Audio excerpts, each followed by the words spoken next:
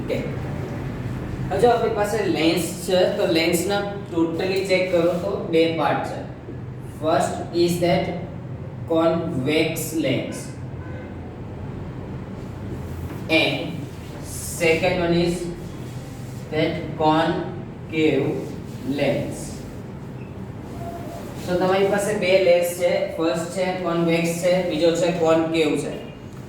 જે મિરરમાં હતું એનાથી એકદમ ઓપોઝિટલી લેન્સની અંદર ફોર્મ થશે, એટલે કે જે ઇમેજ ફોર્મેશન્સ તમને કોન્કેવ મિરર્સની અંદર ફોર્મ થયેલા જોવા મળે છે એ જ ઇમેજ ફોર્મેશન તમને અહીં આવે કોન્વેક્સ લેન્સમાં જોવા મળશે, એટલે કે એના જેવા જ છે. સેમ ટુ સેમ કોન્વેક્સ મિરરની અંદર જે ઇમેજ ફોર્મેશન્સ આપણને મળી હતી એવી ઇમેજ ફોર્મેશન કોન્કેવ લેન્સની અંદર તમને ફોર્મ થયેલી જોવા મળશે. હવે જો નોર્મલ છે કે લેન્સ કોઈ પણ હોય, તમારી પાસે લેન્સ કોઈ પણ છે તો આ લેન્સની પાસે રિફ્લેક્ટિંગ સરફેસ છે, તો એ રિફ્લેક્ટિંગ સરફેસ એની પાસે કેટલી હોય છે 2. The two reflecting surface છે, it means that કે they formed by the two spheres, એટલે કે એની પાસે સ્ફિયર્સ કેટલા હશે, બે સ્ફિયર હશે. હવે આ બે સ્ફિયર છે તો હું એવું કહી શકું કે એક સ્ફિયર પાસે એક એનું સેન્ટર પોઈન્ટ છે, તો બે સ્ફિયર છે તો એનો સેન્ટર ઓફ કર્વેચર એ પણ કેટલા હશે, બે હશે. ઓલસો પ્રિન્સિપલ ફોકસ ગણશો તો પ્રિન્સિપલ ફોકસ પણ બે છે. After that any focal length પણ આપણને 210 મળશે. ઇટ મીન્સ જેટલી પણ ટર્મ્સ હતી તો બધી જ ટર્મ્સ આપણને બધી કઈ થઈ જશે, ટ્વાઇસ ફોર્મમાં મળશે. રીઝન એક જ છે કે એની પાસે કેટલા સ્ફિયર હતા, 2 સ્ફિયર યુઝ થતા હતા એટલા માટે. હવે નોર્મલ આપણે જે મિરર્સ ફોર્મ કર્યા હતા એમાં એવું કહેતા હતા કે જે કોન્કેવ મિરર છે એ કોન્કેવ મિરર તમને કન્વર્જિંગ ફોર્મ કરીને આપે છે, અને જે કોન્વેક્સ મિરર હતો એ ડાયવર્જિંગ ફોર્મ કરીને આપે છે. તો એ જ ટર્મ પણ એનાથી ઓપોઝિટ, તો તમારી પાસે કોન્વેક્સ લેન્સ છે તો એ કન્વર્જ કરશે, કોન્કેવ લેન્સ છે તો એ શું કરશે, ડાયવર્જ કરશે. ઇટ મીન્સ કે એના ઉપરથી જ આ જે લેન્સ છે એ કોન્વેક્સ લેન્સને આપણે another name that converging lens કહીએ છીએ. સેમ ટુ સેમ જો કોન્કેવ લેન્સ હોય તો એને ડાયવર્જિંગ લેન્સ પણ કહીએ છીએ, બરોબર. રીઝન કોન્કેવ છે તો એ ડાયવર્જ કરે છે, કોન્વેક્સ છે તો એ શું કરે છે, કન્વર્જ કરે છે. હવે પેલું એ ફોર્મ કઈ રીતે થશે, જો તમારી પાસે બે સ્ફિયર છે અને બંને સ્ફિયર આ રીતે ટચ થયેલા છે, જો હું એનો બાકીનો પોર્શન છે એને કટ આઉટ કરી દઉં તો આ જે વચ્ચેનો જે મને પોર્શન મળ્યો છે that portion is known as convex lens, એટલે કે બંને સ્ફિયરો શું હતા, એકબીજા જોડે કનેક્ટેડ હતા તો મને કોન્વેક્સ મળ્યો. હવે એ બંને સ્ફિયરો થોડા ડિસ્ટન્સ ઉપર છે અને અહીંયાથી એની ઇમેજનરી લાઈન છે એને કનેક્ટ કરું છું, બાકીનો પોર્શન છે એને કાઢી નાખું તો ત્યારે જે મને લેન્સ મળશે એ લેન્સ કયો હશે, તો એ લેન્સ કોન્કેવ લેન્સ છે, એ કોન્કેવ લેન્સ મળશે. એટલે કે બંને ડબલ સ્ફિયર હશે, બે સ્ફિયર હશે ત્યારે શું થાય છે, ફોર્મ થાય છે. સો એ બંને માટેની ડાયાગ્રામ છે એ ડાયાગ્રામ દોરી લ્યો.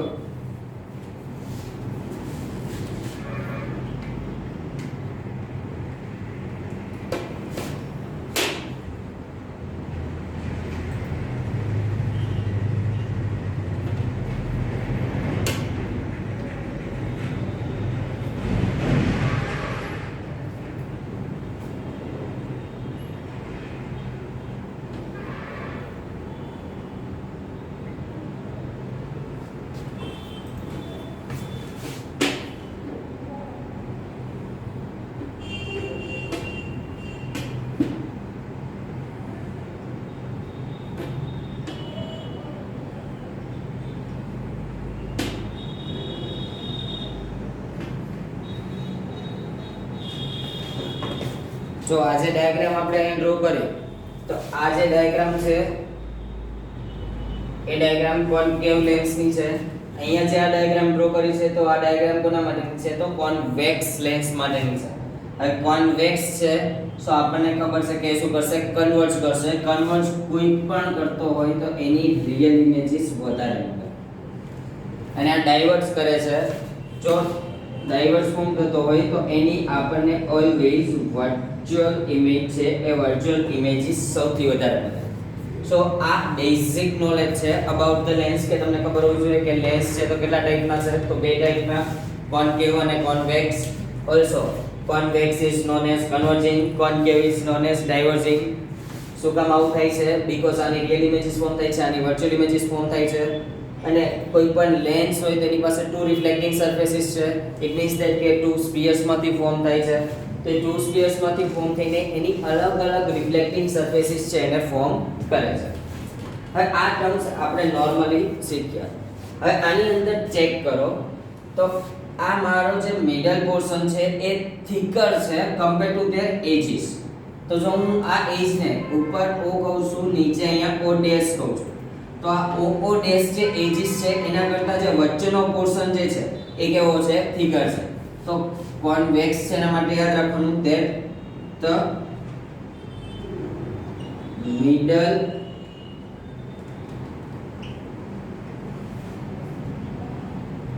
portion of the lens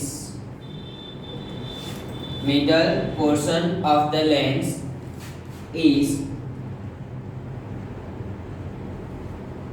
thicker than that of the edges. એટલે કે જેની એજ છે ત્યાં કેવો હશે? થીન હશે. જે વચ્ચેનો જે પોઈન્ટ છે, આ જે પાર્ટ છે, that part is thicker than the edges. એનું ઓપોઝિટ અહીંયા ફોર્મ થશે. તો અહીં ચેક કરો તો એનો જે મિડલ પોર્શન છે એ કેવો છે? થીન છે કમ્પેર ટુ ધ એજીસ. તો એની એજ છે કેવી છે? બ્રોડ છે. બ્રોડ છે ઇટ મીન્સ કે થિકર છે. તો એની એજીસ થિકર છે ઇટ મીન્સ ધેટ કે આપણે આ લખી શકીએ that the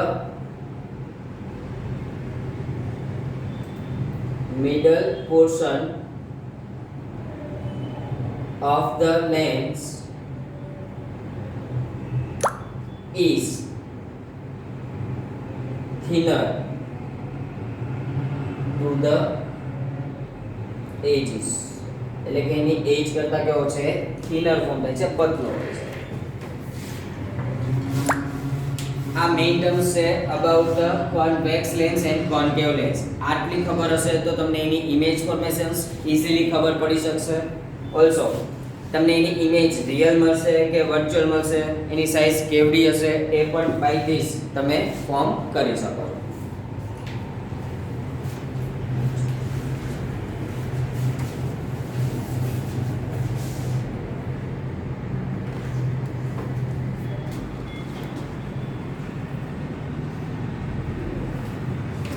નેક્સ્ટ ક્વેશ્ચન છે આપણી પાસે ડિફાઇન્સ ઓફ ધ લેન્સ. હવે જો ડિફાઇન્સ ઓફ ધ લેન્સ છે એના માટે ફર્સ્ટ ડિફાઇન જે રીતે આપણે મિરર ની અંદર લખી હતી એ જ રીતે that center of curvature. હવે આપણે સેન્ટર ઓફ કર્વેચર છે એ સેન્ટર ઓફ કર્વેચર ની ડિફાઇન છે એને શો કરવાની છે. એક હજી હમણાં જ આપણે શો કર્યું કે લેન્સ છે તેની પાસે ટુ રિફ્લેક્ટિંગ સરફેસીસ છે. ઇટ મીન્સ કે એની પાસે ટુ સ્ફિયર્સ અવેલેબલ છે. તો બે સ્ફિયર અવેલેબલ છે ઇટ મીન્સ ધેટ તેની પાસે બે સેન્ટર ઓફ કર્વેચર પ્રેઝન્ટ હોવા જોઈએ. So normally the centre of the spherical mirrors which is formed by the lenses, બરાબર, તો એને શું કહેશું આપણે? Centre of the curvature. તો centre of the spheres are called as the center of the curvature.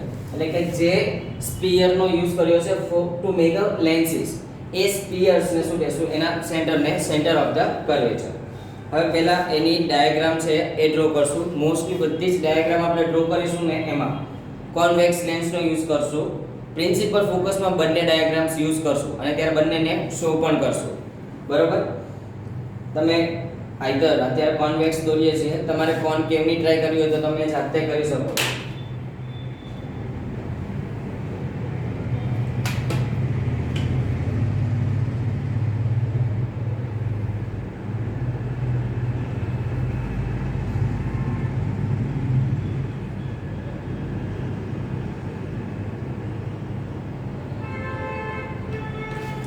હવે જો આમાં લેન્સ છે એના બંને સાઈડ ઇટ મીન્સ ધેટ કે તમે એવું એઝ્યુમ કરી શકો કે એક સ્ફિયર આ સાઈડ છે એક સ્ફિયર આ સાઈડ છે તો આ સ્ફિયર અને આ સ્ફિયર બંનેના સેન્ટર છે ઇટ મીન્સ ધેટ આ C1 અને હું કહું છું C2 તો centre of curvature is denoted by C1 and C2 અને એની ડેફિનેશન લખવી હોય તો ડેફિનેશન્સમાં શું લખાશે તો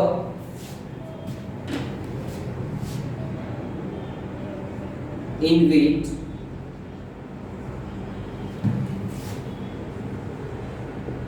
the lens is formed by in which the lens is formed by spheres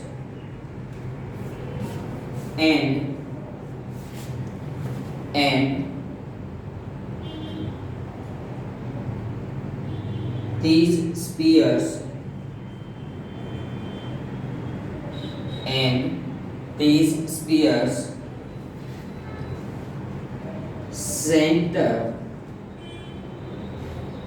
these spheres center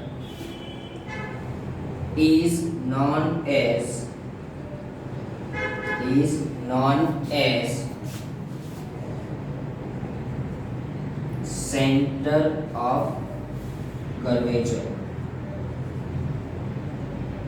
C1 and C2 એટલે કે જે સ્ફિયર્સ થી તમારો લેન્સ ફોર્મ થયો છે એનો સેન્ટર પોઈન્ટ એને શું કહે છે સેન્ટર ઓફ ધ કર્વેચર અને જે સેન્ટર ઓફ ધ કર્વેચર છે એ centre of the curvature it means that કે શું શો કરે છે C1 and C2 also તમે આની જગ્યાએ ડાયાગ્રામ તમારે બીજી ડ્રો કરવી હોય તો તમે આ ડાયાગ્રામ પણ યુઝ કરી શકો કે એની અંદર આ રીતે આ સાઈડ C2 અને આ સાઈડ C1 છે એ ફોર્મ થાય છે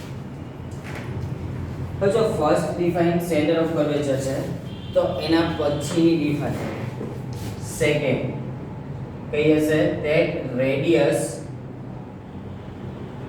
of the curvature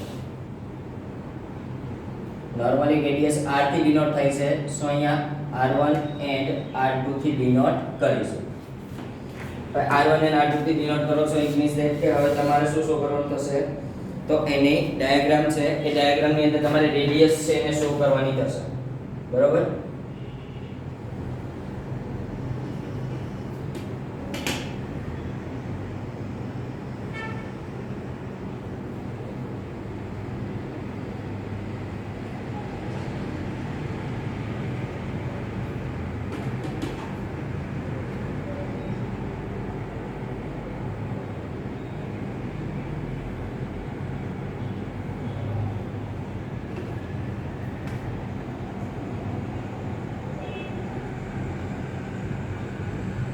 C1 and C2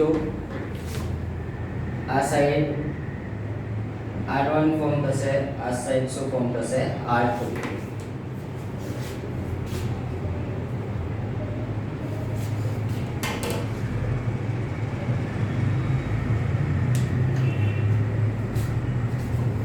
હવે આની ડિફાઇન લખવી હોય તો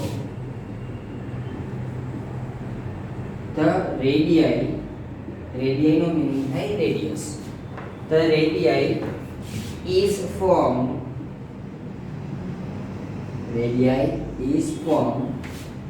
due to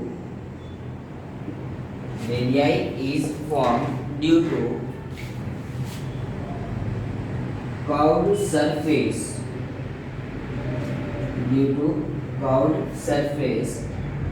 is known as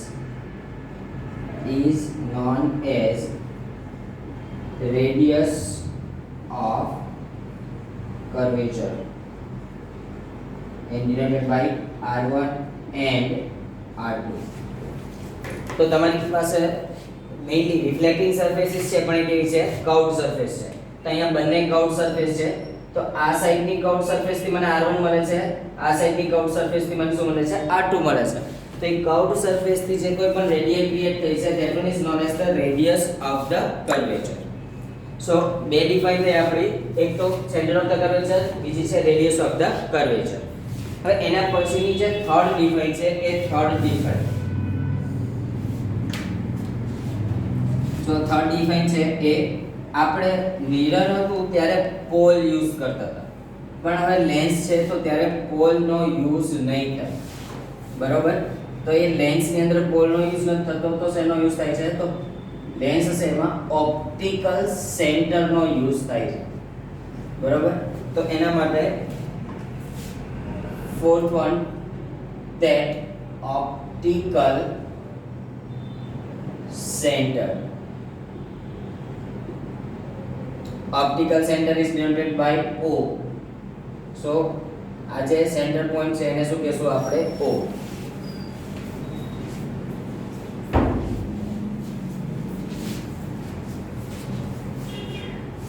હવે એના માટે જો ઓપ્ટિકલ સેન્ટર ઇટ મીન્સ કે આપણે પોલમાં એવું કીધું હતું કે centre of the reflecting surface is known as pole. So હવે ઓપ્ટિકલ સેન્ટર છે એના માટે સેન્ટર તો છે પણ કોના માટેનું છે? લેન્સ માટે. સો તમે ડાયરેક્ટલી એવું લખી શકો that the center point of the lens which is the center point of the lens which is lies in principal axis is known as optical center. એટલે કે મેઇનલી લેન્સનો સેન્ટર પોઈન્ટ તો છે જ તે, પણ જો તમે અહીંથી પ્રિન્સિપલ એક્સિસ પાસ કરશો તો પ્રિન્સિપલ એક્સિસ ઉપર શું કરે છે? લાઈ પણ કરે છે, એટલે કે એના ઉપર આવેલો પણ છે. તો એવો જે પોઈન્ટ છે જે પ્રિન્સિપલ એક્સિસ ઉપર પણ છે, ઓલસો શેમાં છે? તો સેન્ટર ઓફ ધ લેન્સ છે. તો એવો જે કોઈ પણ પોઈન્ટ છે એ પોઈન્ટને આપણે શું કહે છે? That optical centre. After that એના પછીની ડિફાઇન છે principal axis of the lens. હવે તમારે શું કરવાનું છે? Principal axis. હવે નોર્મલી મિરરની જે ડિફાઇન હતી ને એને થોડી યાદ કરો. મિરરની ડિફાઇનમાં આપણે એવું કીધેલું કે imaginary line passing through the centre of curvature and pole P is known as principal axis. તો અહીંયા પણ સેમ થિંગ કે તમારી પાસે જે ડિફાઇન છે એ કઈ છે? Principal axis. તો એમાં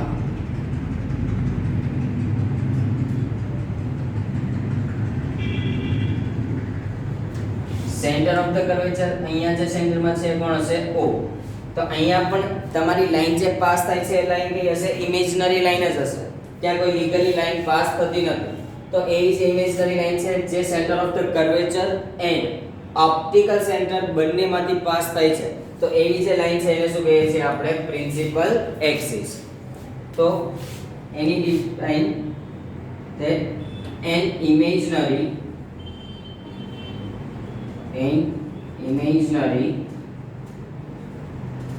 line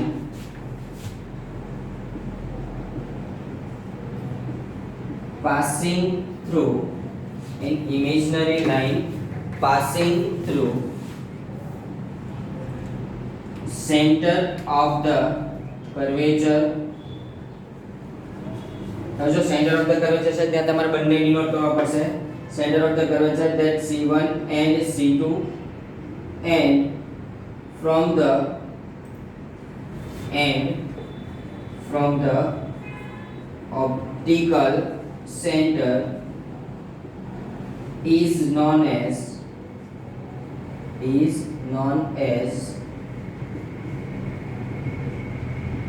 principal axis. એટલે કે બંને C1 પોઈન્ટ અને C2 પોઈન્ટ માંથી પાસ થયું છે, ઓલસો એના ઓપ્ટિકલ સેન્ટર માંથી પણ જે પાસ થાય છે એ ઇમેજનરી લાઈનને આપણે શું કહીએ છીએ? Principal axis. હવે ટોટલી તમારી 4 ડિફાઇન્સ છે એ 4 ડિફાઇન્સ કમ્પ્લીટ થઈ. હવે આના પછીની ડિફાઇન જો પહેલા આપણે ડિફાઇન શો કરીશું ફોર ધ પ્રિન્સિપલ ફોકસ, બરોબર, અને પછી શો કરીશું આપણે ફોકલ લેન્થ. તો first of all principal focus છે તો એની મિરર વાળી ડિફાઇન્સ છે ને એ મિરર વાળી ડિફાઇનને થોડી યાદ કરો. જો મિરરની ડિફાઇન છે ને મિરરની ડિફાઇનમાં આપણે એવું કહેતા હતા કે જેને after the reflection meet at a one point, that point is known as principal focus. તો અહીંયા પણ એ જ વસ્તુ થશે. અહીંયા તમારી પાસે બે લેન્સ છે તો પ્રિન્સિપલ ફોકસ પણ કેટલા મળશે? બે પ્રિન્સિપલ ફોકસ છે એ મળે છે. હવે એ જ ટર્મ અહીંયા બંને લેન્સ માટે શું કરશું? સો બંનેની ડાયાગ્રામ ડ્રો કરવાની થશે. Take fifth one principal focus. It means that f1 and f2 આ બંને લેન્સ માટે શો કરવાનું થશે. સો હું એક લેન્સ ડ્રો કરીશ, અહીંયા એની ડિફાઇન લખીશ, પછી બીજો લેન્સ આ સાઈડ ડ્રો કરીને એની ડિફાઇન લખીશ.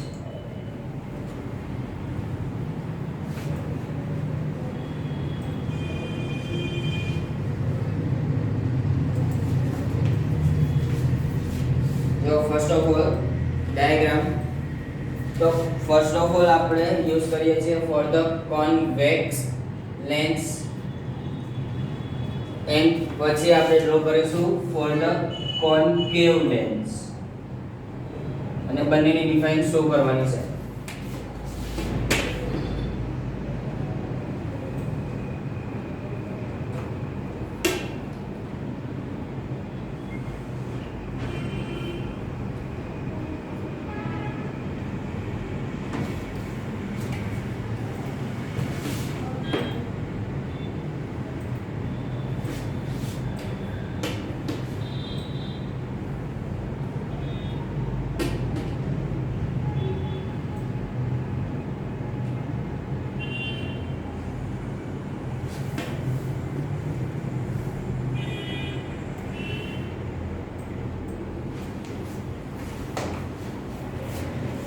હવે જો પ્રિન્સિપલ એક્સિસ છે એ ફર્સ્ટ ઓફ ઓલ હું ડ્રો કરું છું.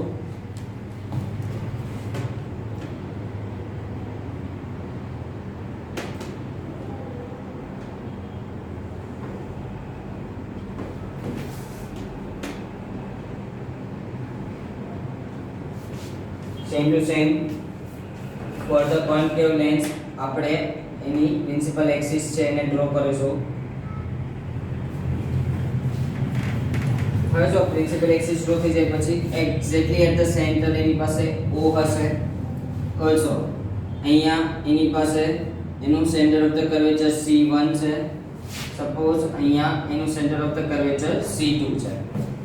તો જે મિરરમાં કર્યું તો એ જ રીતે ઇન્ફિનિટી લેવલ ઉપર હશે. સો એને પ્રિન્સિપલ એક્સિસ છે એનાથી રેઝ બધા જે આવશે કેવા આવશે? પેરેલલ રેઝ આવશે. હવે જે પેરેલલ રેઝ આવે છે ને પેરેલલ રેઝ કોઈ એક પોઈન્ટ ઉપર પાછા શું થશે? કમ્બાઈન થશે. હવે જો આને ચેક કરવા માટે અથવા તો તમારી ડાયાગ્રામ સાચી રહે, ખોટી ના પડે એના માટે તમારું જે ઓપ્ટિકલ સેન્ટર છે આ ઓપ્ટિકલ સેન્ટરથી એક સ્ટ્રેટ ડોટેડ લાઈન તમારે શો કરી દેવાની, લાઈક ધેટ. બરાબર? તો આ રીતની એક ડોટેડ લાઈન શો કરી દેશો તો તમને ખબર પડી જશે કે તમારું રિફ્રેક્શન કયા લેવલથી ફોર્મ થઈ જશે. બરાબર? સો તમારે જે પણ કોઈ ઓપ્ટિકલ સેન્ટર છે ત્યાંથી શું કરી દેવાની છે? આવી રીતે ડોટેડ લાઈન છે એને પાસ કરી દેવાની. ગમે ત્યારે રે ડાયાગ્રામ દોરવાનો થાય, ગમે ત્યારે એની કોઈ personally define wise diagram wise પૂછ્યું છે તો આ રીતે ફર્સ્ટ ઓફ ઓલ તો શું ફોર્મ કરી દેવાનું? તો ફર્સ્ટ ઓફ ઓલ આ રીતે તમારે બંનેમાં ઓપ્ટિકલ સેન્ટરમાંથી સેન્ટર લાઈન છે એને ફોર્મ કરી દેવાનું. હવે જો હું અહીંયા સુધી લાઇટ રેઝ છે એને કેવા કરીશ? તો સ્ટ્રેટલી પાસ કરીશ. સો મારા આ બે રે છે તો આ બંને રે સ્ટ્રેટલી અથવા તો parallelly to the principal axis pass થાય છે. સેમ ટુ સેમ એના પ્રિન્સિપલ એક્સિસ થી બોટમ પોર્શન થી પણ હું આ જ રીતના બે રેસ છે એને પાસ કરું છું. પાસ ક્યાં સુધી થશે? તો ઓપ્ટિકલ સેન્ટર સુધી તમે જે વર્ટિકલ લાઈન ડ્રો કરી છે ત્યાં સુધી શું થશે? એ લોકો એના રેસ છે એને પાસ કરે છે. હવે અહીંયા exactly centre of the curvature હતા એમાંથી જે આપણા ઓપ્ટિકલ સેન્ટરમાં સુધીના તો પાસ થઈ ગયા, રેસ આવી ગયા. હવે એ લોકોનું શું થાય છે? તો રિફ્રેક્શન ફોર્મ થાય છે અને રિફ્રેક્શન ફોર્મ કરે છે અને કોઈ એક જગ્યાએ ભેગા થાય છે. તો તમારે આ બધા રેઝને કોઈ એક જ પોઈન્ટ ઉપર શું કરવાના છે? કમ્બાઈન કરવાના છે. બરાબર? આ કોઈ એક જ પોઈન્ટ ઉપર કમ્બાઈન થવા જોઈએ અને આ જે પોઈન્ટ ઉપર કમ્બાઈન થાય છે that point on the principal axis is known as principal focus.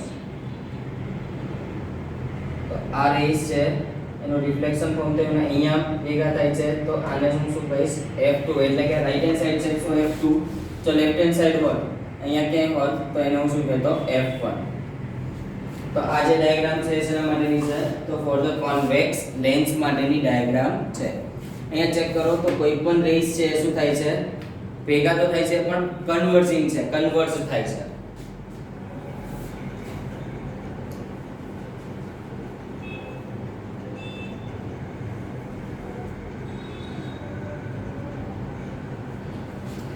એના પછી પેલા પણ કેવું છે એની ડાયાગ્રામ ડ્રો કરી લઈ પછી બંનેની ડિફાઇન્સ લખ્યા તો જો આમાં પણ same to same principal axis છે ત્યાંથી પેરેલલ રેસ છે પાસ થશે લાઈક ધેટ એના પેરેલલ રેસ પાસ થઈ ગયા હવે તમને ખબર હોવી જોઈએ કે અહીંયા ઓપ્ટિકલ સેન્ટર O છે એક્ઝેક્ટલી અહીંયા કોણ છે ધેટ C2 છે આ સાઈડ C1 છે હવે તમારા જે રેસ છે એમાં તો કન્વર્જ થતા હતા પણ કોન્કેવ લેન્સ હશે તો એ શું થશે ડાયવર્સ થાય છે હવે જો એ ડાયવર્સ થતા હોય એનો મીનિંગ કે એનો અહીંયાથી શું થઈ જાય છે તો અહીંયાથી જ આ ડિરેક્શનની અંદર રિફ્રેક્શન ફોર્મ થાય છે પણ એ આપણને અહીંયા at the behind the lens ભેગા થતા હોય ને એવું લાગે છે બરોબર તમે આ રીતે પણ એને શો કરી શકો જો એ રીતે ના કરવો હોય એને ઇન ફ્રન્ટ જ રાખવો હોય રિફ્રેક્શન થ્રુ તો રિફ્રેક્શન થ્રુ કરવો હોય તો તમે રિફ્રેક્શન થ્રુ કરવો હોય તો તમે એને ઉપર લઈ જઈ શકો બરોબર તો એ તમને બિહાઇન્ડ ધ લેન્સ ની જગ્યાએ ક્યાં મળશે in front of the lens છે એ શો થશે સો તમે બંને ડિરેક્શન્સ છે એ બંને ડિરેક્શન્સ આની શો કરી શકો આપણે ટેક્સ્ટ બુકમાં જે આપી છે એ ડિરેક્શન શો કરીએ તો અહીંયાથી આનું શું થઈ જાય છે તો આ રીતે રિફ્રેક્શન ફોર્મ થાય છે સો એ ડોટેડ લાઈન છે in front of the lens એટલે કે અહીંયા કોઈ એક જગ્યાએ મને ભેગી થયેલી જોવા મળે છે લાઈક ધેટ બરોબર સેમ ટુ સેમ જે સેકન્ડ છે એ સેકન્ડ માટે એ પણ ડાયવર્સ થાય છે અને ડાયવર્સ થઈને એ પણ એક કોઈ પોઈન્ટ ઉપર આપણને પ્રિન્સિપલ એક્સિસ ઉપર મળે છે એ જ કન્ડિશન છે બોટમ પોર્શનમાં આપ્યા છે એના માટે પણ યાદ રાખજો અહીંયા ડોટેડ લાઈન શો થવી જોઈએ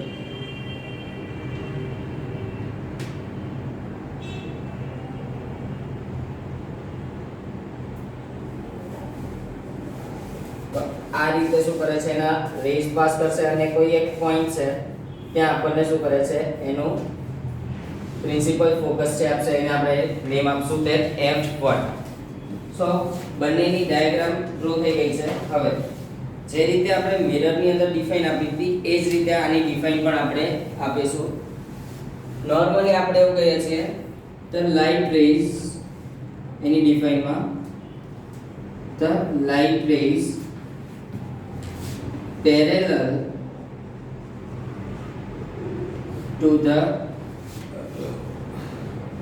principal axis parallel to the principal axis એટલે કે જે લાઇટ રેઝ પાસ થયા છે એ બધા ક્યાં છે parallel to the principal axis meet at a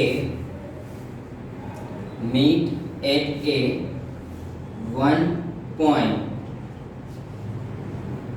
on meet at a one point on principal axis after the refraction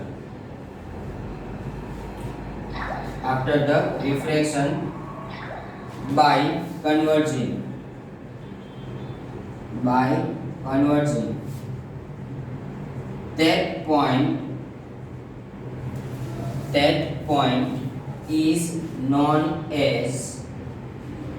that point is known as principal focus F ની જગ્યાએ બંને show કરશો F1 and F2 એટલે કે તમારી પાસે કોઈ light rays છે પેરેલલ છે ટુ ધ પ્રિન્સિપલ એક્સિસ તો આ પેરેલલ રેઝ પાસ થયા meet after the reflection by the converging કોઈ એક પોઈન્ટ ઉપર મળે છે that point is on the principal axis. એ પોઈન્ટને શું કહેશું આપણે? તે પોઈન્ટ છે આપણો શું થાય છે? Principal focus. પણ આ પ્રિન્સિપલ ફોકસ થયો એક શેના માટે થયો? For the convex lens. કારણ કે આપણે અહીંયા શું કીધું છે? By the converging. હવે આ જ ડિફાઇન પણ કન્વર્જિંગ ની જગ્યાએ વર્ડ યુઝ કરીશું ડાયવર્જિંગ, તો એ શેની ડિફાઇન થઈ જશે? તો કોન્કેવ લેન્સના પ્રિન્સિપલ ફોકસ. તો એની ડિફાઇન લખવી હોય તો the light rays which is parallel to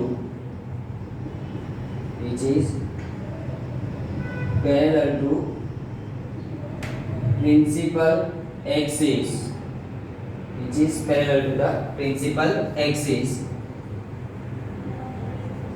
meet at a one point or meet at a point on principal axis, meet at a point on principal axis after the refraction by diverging